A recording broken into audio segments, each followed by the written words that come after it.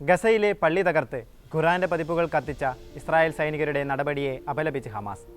സൈനികരുടെ നടപടിക്കെതിരെ പ്രതിഷേധിക്കാൻ അറബ് മുസ്ലിം രാജ്യങ്ങളോടും സംഘടനകളോടും ഹമാസ് ആഹ്വാനം ചെയ്തു.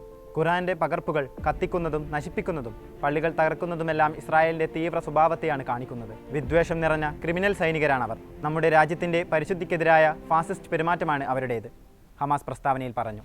വടക്കൻ ഗസയിലെ ബാനി സലേവ് പള്ളിയിലാണ് ഖുറാന്റെ പകർപ്പുകൾ കത്തിക്കുകയും നശിപ്പിക്കുകയും ചെയ്തത്.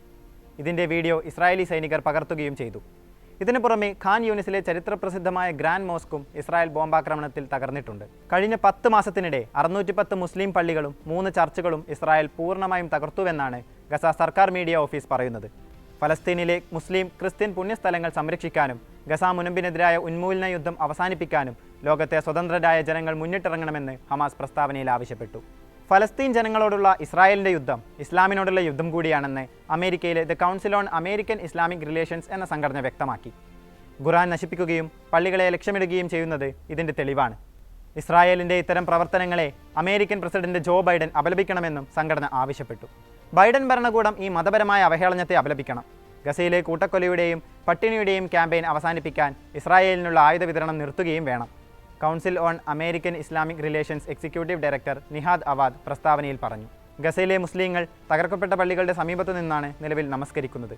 ഇത്തരത്തിൽ നമസ്കരിക്കുന്നവർക്ക് നേരെയും ഇസ്രായേൽ വലിയ ആക്രമണങ്ങളാണ് അഴിച്ചുവിടുന്നത്. കഴിഞ്ഞ മാസം വടക്കൻ ഗസയിലെ ഷാദി അഭയാർത്ഥി ക്യാമ്പിലെ തകർന്ന പള്ളിക്ക് സമീപം നമസ്കരിക്കുകയായിരുന്ന വിശ്വാസികൾക്ക് നേരെ നടത്തിയ ആക്രമണത്തിൽ 20 പേർ കൊല്ലപ്പെട്ടിരുന്നു. ഈ മാസം അഭയാർത്ഥികൾ താമസിച്ച സ്കൂളിൽ നടത്തിയ ബോംബാക്രമണത്തിൽ 100-ലധികം പേരാണ് കൊല്ലപ്പെട്ടത്. പ്രഭാത നമസ്കാരത്തിനിടെയായിരുന്നു ആക്രമണം. മുസ്ലിം പുണ്യസ്ഥലങ്ങൾക്ക് നേരെയും ഇസ്രായേൽ സൈന്യം തുടർച്ചയായ അതിക്രമങ്ങൾ അഴിച്ചുവിടുന്നുണ്ട്.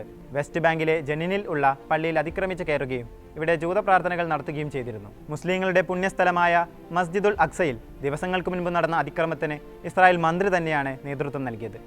ഇതിന് സുരക്ഷയൊരുക്കി ഇസ്രായേൽ സൈന്യവും അതിക്രമങ്ങൾക്ക് കൂട്ടുനിന്നു. ഒക്ടോബർ 7-ന് ശേഷമുള്ള യുദ്ധത്തിനിടെ നേരത്തെയും ഗസയിൽ ഇസ്രായേൽ സൈനികർ ഖുറാൻ കത്തിച്ചിരുന്നു.